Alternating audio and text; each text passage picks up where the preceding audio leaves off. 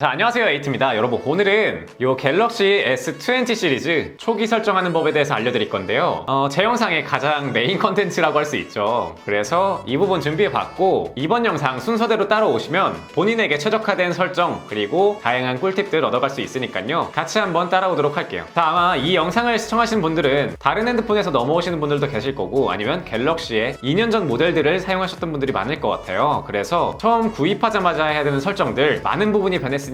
같이 한번 살펴보도록 하겠습니다. 자, 그럼 바로 갈게요.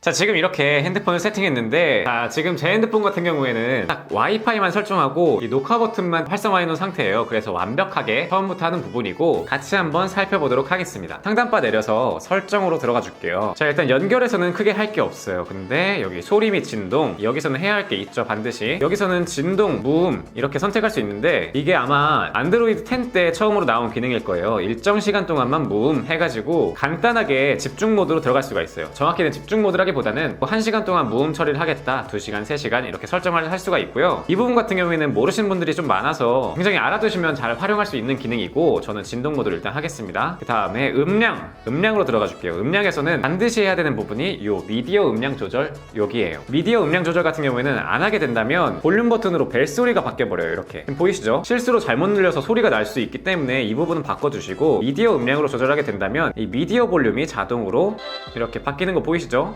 이렇게 바뀌게 됩니다. 반드시 이 부분은 미디어 음량 조절로 해주시고요. 그 다음에 음질 및 음향 효과, 여기서는 돌비 애트모스, 요거는 켜주시는 게 좋아요. 그래야 더 풍부한 소리를 느낄 수가 있어요. 그리고 게임을 자주 하시는 분들, 이 부분도 켜면은 확실하게 달라지는 게 느껴져요. 그 다음에 이퀄라이저도 게임에 맞게 해주시고, 요 음질 최적화 같은 부분에는 이어폰을 끼고서 하셔야 하는 부분이에요. 그러면 본인에게 맞는 음질을 느낄 수가 있습니다. 자, 그 다음에 앱소리 분리 재생, 원래는 이게 사운드 어시스턴트라는 어플에 들어가 있었는데 기본으로 탑재가 되었어요. 이걸 켜게 되면 어떻게 되냐, 특히나 이럴 때 좋아요. 블루투스 스피커를 사용한다, 이런 분에게 정말 좋고, 아니면 차량에서 블루투스를 통해서 음악을 많이 듣는다 라고 하시는 분들, 이 두 분한테는 정말 추천드리는 기능이에요. 그래서 핸드폰에서 나는 소리와 이 블루투스 기기로 나는 소리를 따로따로 제어할 수가 있는 거예요. 그렇기 때문에 이 부분은 반드시 설정을 켜서, 예를 들어서 유튜브 음악을 블루투스 기기로 하겠다, 지금은 블루투스 연결된 디바이스가 한 번도 없어서 뭐가 뜨진 않는데, 이렇게 블루투스 기기로 하겠다 라고 설정을 해주시면 되는 거고, 그렇게 한다면은 이 유튜브는 블루투스가 연결돼 있으면은 그 기기를 통해서 나오게 됩니다. 나머지는 핸드폰에서 나오게 되고요. 음악 어플을 이 블루투스 기기로 해주면 정말 좋겠죠. 자, 그 다음에 스마트 알림 같은 경우에는 휴대전화를 집어서 문자나 카톡 등이 와 있을 때 핸드폰을 집으면 자동으로 진동을 한번 울려주는 거예요. 알람 와 있어 라고. 아무래도 센서가 하나 더 추가돼서 감지하고 있는 거니까 배터리가 조금 더 달긴 하는데 그렇게 큰 영향은 없어요. 켜고 있는 걸 추천드릴게요. 그 다음에 방해 금지는 설정 안 하고 이렇게 알림으로 가주도록 할게요. 이 알림 같은 경우에는 액션 및 답장 기능 표시, 이 부분 켜주시고, 나중에 다시 알려주기, 이 부분도 켜주시고, 아이콘 배지, 이 배지 같은 경우에는 약간 호불호가 갈릴 수 있어요. 많이 떠있는 거 싫다라고 하신다면은 끄시고, 아니면은 켜주시도록 하세요. 근데 여기 들어가면은 이 숫자로 표시할 건지 아니면 그냥 동그란 점으로만 표시할 건지 이거를 선택을 할 수가 있습니다.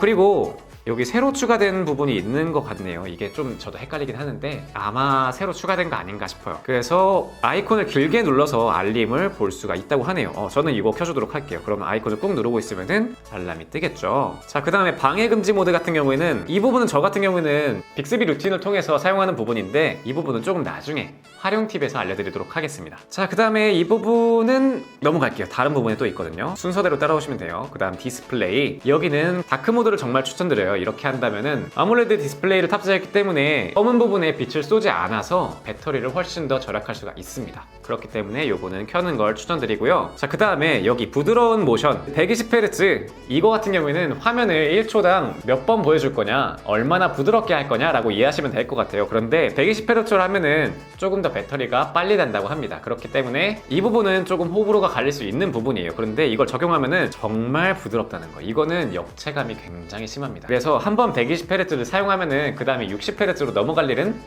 거의 없을 것 같아요.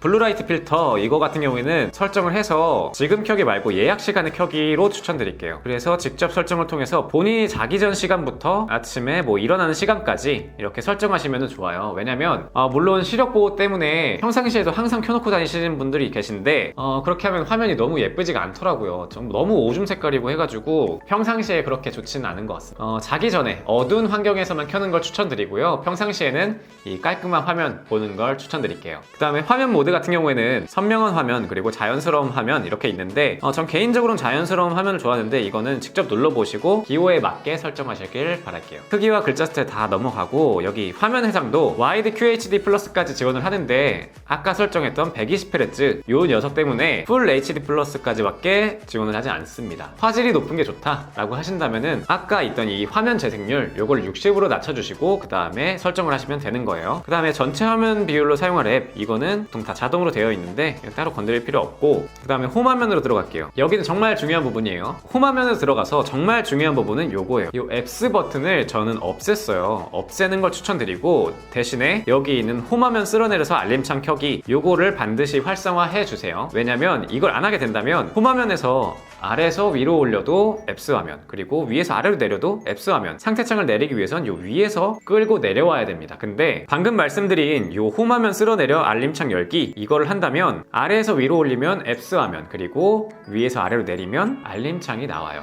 그렇기 때문에 훨씬 더 유용합니다. 그 다음에 홈화면의 앱 추가 이거는 개인적으로 끄는 걸 추천드릴게요. 어플을 받을 때마다 홈화면에 마음대로 추가가 돼가지고 전 보기가 안 좋더라고요. 그 다음에 가로 모드 회전 이 부분은 저는 끄는 걸 추천드려요. 왜냐면 이걸 켜게 되면은 홈화면에서도 가로 모드를 사용하기 때문에 저는 별로 안 좋아했어요. 자, 그 다음에 애플리케이션 숨기기를 통해서 지워지지 않는 기본 앱들이 있잖아요. 그런 부분을 없애주시면 됩니다. 그 다음에 엣지 스크린 굉장히 중요하죠. 엣지 스크린은 예전에는 사용하지 말라고 말씀드렸었는데 이 부분 굉장히 편해요. 오른쪽에 지금 엣지가 들어가 있는데 페어를 구성하게 되면은 핸드폰을 사용하는데 굉장히 편리하게 분할 화면을 빠르게 불러올 수가 있어요. 그래서 이 부분 추천드리는 부분이고 그리고 이뿐만 아니라 여러 가지 기능들이 있으니까 이 부분은 따로 소개해드리도록 할게요. 아무튼 엣지 스크린까지 설명을 드렸고 내비게이션 바 이 부분도 중요합니다. 자, 이 부분은 저는 화면 제스처를 굉장히 추천드려요. 내비게이션 버튼을 아무래도 편리하니까 쓰시는 분들이 있는데 화면 제스처를 사용하면은 화면을 더 넓게 구성해서 볼 수가 있어요. 그렇기 때문에 여기에 조금 더 익숙해지는 게 좋지 않을까 라고 생각을 하면서 추천드리도록 할게요. 그 다음에 옵션 더보기를 들어가서요. 아래에서 위로가 아니라 여러 방향으로 해주시는 게 좋습니다. 아래에서 위로는 홈 버튼, 뒤로 가기, 그리고 최근 앱 보기 이렇게 세 가지를 아래에서만 제어를 하는 건데 여러 방향으로 하게 된다면 아래에서 위로 올리는 건 홈 버튼 그리고 왼쪽에서 오른쪽 아니면 오른쪽에서 왼쪽으로 미는 거는 뒤로 가기 버튼 이렇게 만들어서 화면을 훨씬 더 쉽게 사용할 수가 있어요. 그 다음에 제스처 힌트 같은 경우에는 처음에는 쓰시고 저 같은 경우에는 꺼서 사용하는 편이에요. 그러면은 방금 보셨듯이 홈 버튼이 사라졌죠. 그리고 키보드 숨기기 버튼 이거는 켜주도록 할게요. 자, 오동작 방지 필터 주머니에 들어가 있을 때 켜지지 않도록 하는 건데 주머니에 들어가 있을 때 만약에 이걸 끄게 된다면 켜지는 경우도 있기 때문에 배터리 소모 측면에서 별로 안 좋을 것 같습니다. 그렇기 때문에 이건 켜주도록 할 거고요. 여기 충전 정보 표시 이거는 꺼주도록 할게요. Always on 디스플레이가 꺼져 있어도 배터리 충전 정보를 계속해서 표시하고 있기 때문에 번인이 일어날 수 있다라고 하더라고요. 그래서 이 부분은 핸드폰을 소중하게 사용하기 위해서 반드시 꺼주도록 할게요. 자, 그 다음에 동영상 향상 기능 요거는 반드시 꺼주세요. 이거 진짜 제가 너무 안 좋아하는 기능인데 이거 하고 있으면은 밤에 유튜브를 볼 때 눈뽕 당해요. 굉장히 눈뽕이 너무 심하기 때문에 이거는 반드시 꺼주세요. 낮에 동영상을 조금 더 막 밝게 좀 화려하게 시청하고 싶다라고 한다면은 켜주시고 평소에는 끄는 걸 추천드릴게요. 자, 그 다음에 배경화면 테마 같은 경우에는 개인에 맞게 사용해 주시는데 배경화면 저는 개인적으로 추천 들어갑니다. 여기서 다이나믹 장급 화면이라는 게 있어요. 이걸 하면은 이 풍경이나 예쁜 사진들로 자연스럽게 꾸밀 수 있어서 굉장히 좋더라고요. 이거 추천드리도록 할게요. 그리고 배경화면에서 다크모드 적용 이거는 반드시 활성화해 주세요. 그러면 이렇게 한다면 지금 여기 보이는 것처럼 홈화면에서도 약간 어두워지는 걸 볼 수 있습니다. 이렇게 해서 배터리를 조금 더 아낄 수가 있어요. 그 다음에 잠금 화면으로 들어가면은 잠금 방식 지금 아직 얼굴 등록을 안 했네요. 여기 중요한 게 있는데 얼굴을 잠시 등록하겠습니다. 자, 이렇게 얼굴 인식을 등록을 했는데 이때에는 빠른 인식 요거 같은 경우에는 보안에 조금 더 취약할 수 있다고 하는데 편리성을 위해서는 켜주시고 나는 누가 다른 사람이 핸드폰을 만질 때가 많다 라고 한다면은 끄는 걸 추천드릴게요. 그리고 눈 뜨고 있을 때만 인식, 요거는 켜주세요. 당연히 안 그러면은 내 핸드폰을 가져가서 내가 자고 있을 때, 이럴 때 누군가 열 수 있단 말이에요. 그래서 조심해야 됩니다. 그리고 어두운 곳에서 화면 밝게, 어두운 곳에서는 괜히 눈뽕 당하니까 지문 인식이나 아니면 패턴으로 들어가는 걸 추천드릴게요. 자, 그리고 보안 잠금 상세 설정으로 들어가 줄게요. 자, 입력한 패턴 보이기 저는 끄도록 할 거고요. 잠금 옵션 표시, 저번에 제가 한번 알려드렸던 기능인데 요걸 일단 안 켰을 때에는 여기 전원 버튼을 누르면 요렇게 세 가지 메뉴가 나오는데, 잠금 옵션 표시를 켜게 된다면 이렇게 잠금 모드라는 게 나와요. 이 잠금 모드를 하면은 패턴을 통해서만 필 수가 있는 거예요. 그렇기 때문에 핸드폰을 어딘가 제출해야 된다, 아니면은 잠깐 어디 맡겨둔다 라고 할 때 이렇게 잠금 모드를 한다면, 뭐 지문 인식이 잘못된다거나 아니면 뭐 얼굴 인식을 잘못 누군가 한다거나 이럴 때 안 풀리게 할 수가 있어요. 한마디로 핸드폰을 껐다 켰을 때와 마찬가지인 상황으로 만들어준다는 거죠. 이거는 종종 사용할 일이 있을 겁니다.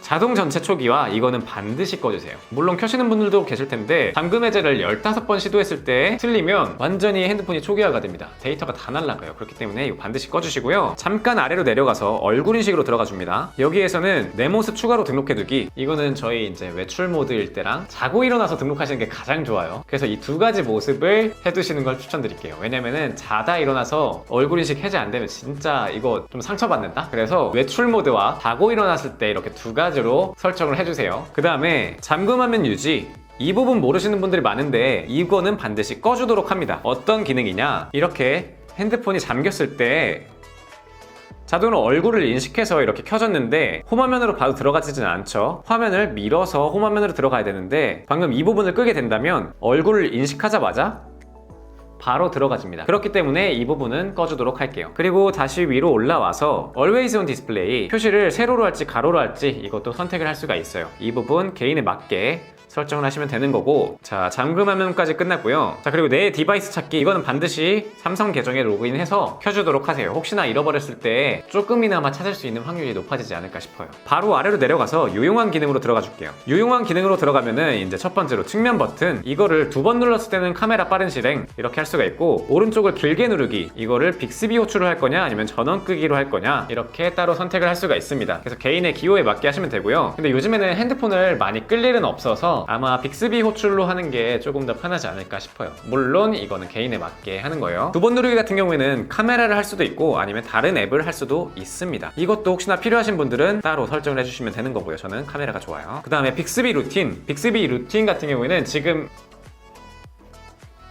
여기나 여기 둘 중에 하나에 들어가는 저의 영상을 보시면은 조금 더 스마트하게 활용할 수가 있습니다. 자, 다른 기기에서도 전화 문자 하기, 요거 같은 경우에는 갤럭시 탭을 사용하시는 분들, 그분들에게 사용이 가능한 거고요. 윈도우즈와 연결, 여기는 아직 저도 사용해보진 않았네. 자, 그 다음에 화면 캡처 및 녹화, 공유 스크린 삭제, 이거는 끄는 걸 추천드립니다. 이렇게 캡처를 하고 나서 아래쪽에 메뉴가 보일 텐데 이 버튼으로 공유를 하게 되면은 공유를 한 후에 바로 삭제가 됩니다. 그렇기 때문에 따로 사진첩을 관리할 필요가 없어요. 그리고 스크린샷 형식 같은 경우에는 화질을 높이기 위해서 PNG 스타일을 추천드려요. 그리고 화면 녹화 설정 같은 경우에는 지금 이 화면을 같이 녹화 중이어서 따로 들어갈 수는 없는데 시스템 소리를 녹음할지 아니면은 이렇게 마이크, 음성도 녹음을 할지 그렇게 선택을 할 수가 있고요. 거기다가 화질도 선택을 할 수가 있습니다. 거기다가 내 얼굴까지도 나올지 말지 이 버튼을 통해서 설정을 할 수가 있어요. 자, 그리고 다이렉트 공유 반드시 켜줍니다. 방금처럼 이렇게 캡처를 했을 때 공유 버튼을 누르면 자동으로 이 아래쪽에 자주 연락했던 사람들이 뜨면서 빠르게 공유를 할 수가 있어요. 그래서 이 부분 반드시 켜주시고, 애니메이션 줄이기는 개인 취향이니 알아서 하시고, 모션 및 제스처 여기로 들어갈게요. 들어서 화면 켜기, 요걸 하면은 배터리가 조금 더 많이 닳아요. 왜냐면 평상시에 계속해서 이 화면 센서를 활성화해야 되기 때문에 배터리가 좀 많이 닳는 편이고, 그렇기 때문에 저는 끄는 걸 추천드릴게요. 그리고 2번 눌러 화면 켜기, 요것도 마찬가지로 배터리가 많이 닳겠지만은 전 요건 좀 편하긴 하더라고요. 이건 개인에 맞게 하시고, 자, 그리고 한손 조작 모드, 이걸 할지 말지 이걸 선택할 수가 있는데 이렇게 홈 버튼을 아래로 내리면